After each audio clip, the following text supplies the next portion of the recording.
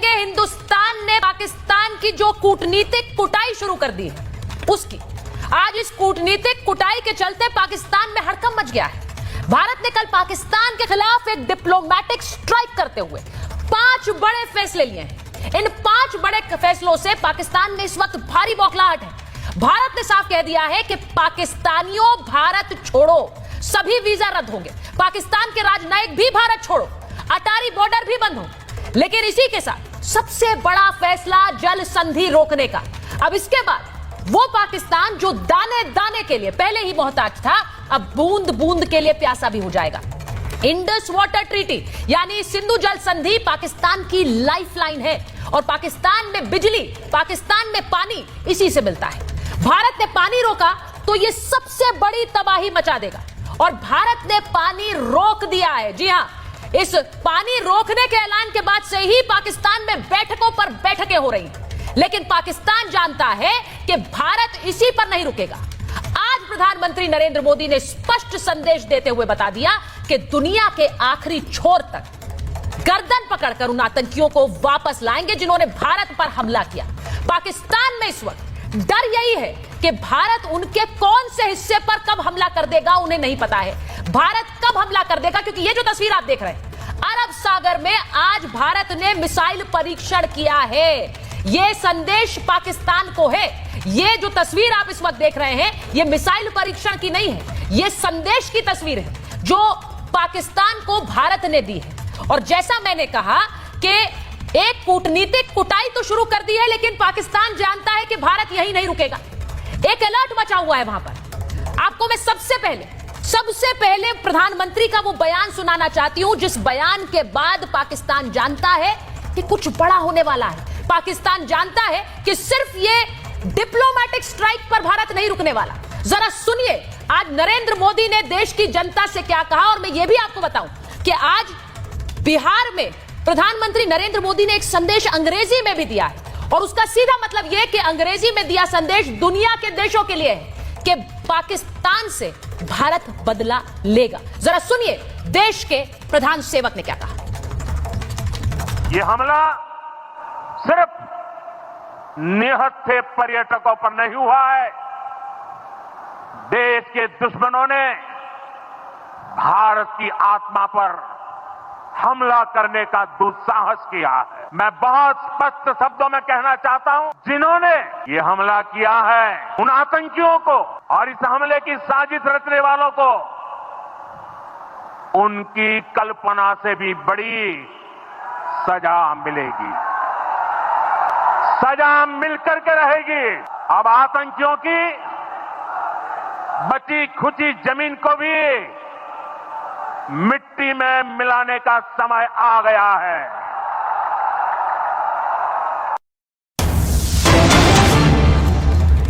और इस वक्त की मैं बड़ी खबर आपको बता दूं, प्रधानमंत्री को आपने सुना, पहलगाम हमले के बाद एक्शन में पीएम मोदी ने सर्वदलीय बैठक बुलाई है। थोड़ी देर में सर्वदलीय बैठक शुरू होने वाली है।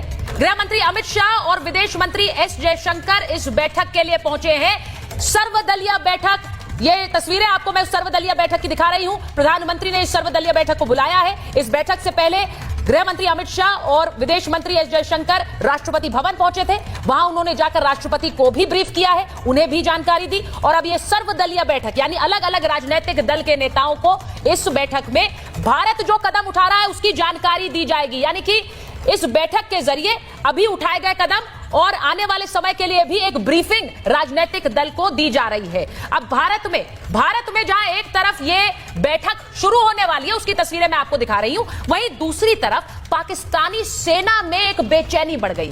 पाक सैनिकों की छुट्टियां रद्द कर दी गई, एयरबेस पर विमानों की तैनाती बढ़ा दी गई, पाकिस्तानी सीमा पर सैन्य गतिविधियां बढ़ा दी गई, सीमा की तरफ विमानों का जो मूवमेंट है वो कर दिया गया है। आप सोचिए कि बॉर्डर पर विमानों का मूवमेंट, रात भर हवा में विमान मंडराते रहे, ये खबरें आ रही है। एलओसी के पास भी पाकिस्तानी एयरफोर्स का मूवमेंट तेज है, बढ़ गया है।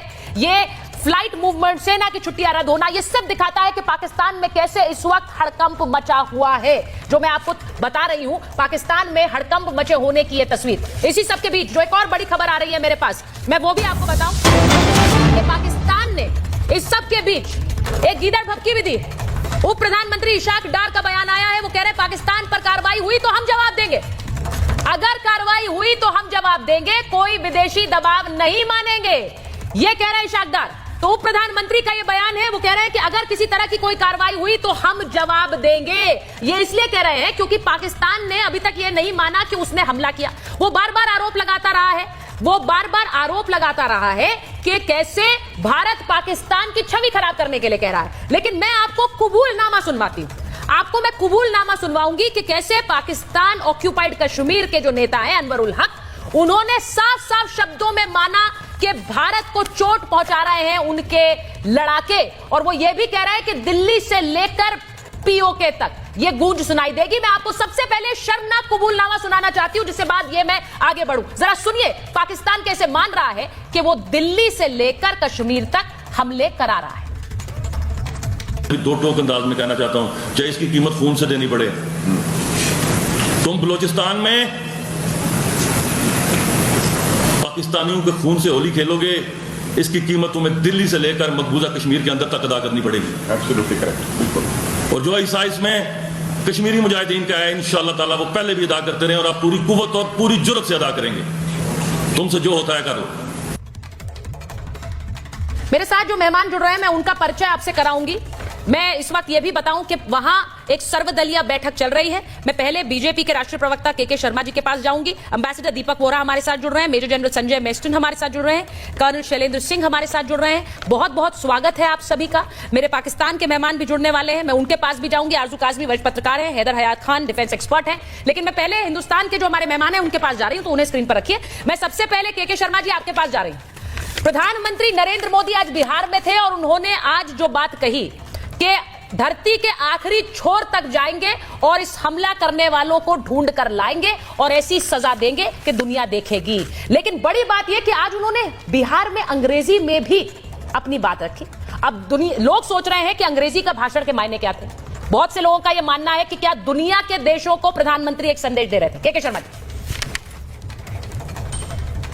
देखिए, सर्वप्रथम तो मैं सुचेता जी, जिन परिवारों में ये दुख आया है और जो आतंकी हमले में जिनका निधन हुआ है, मैं उनके परिवारजनों के प्रति अपने ओर से और अपनी पार्टी की ओर से पूरी तरह से संवेदना व्यक्त करता हूं और ईश्वर से प्रार्थना करता हूं कि उनको इस दुखद जो समय है इसमें सहन शक्ति प्रदान करें। दूसरी बात आपने माननीय प्रधानमंत्री जी की कही। निश्चित तौर से माननीय प्रधानमंत्री जी ने आज 140 करोड़ भारतीयों की जो भावना है, जिस तरह से आहत हुए हैं और जो दुख है और जो आक्रोश है, उसको अपने शब्दों में बयां किया है।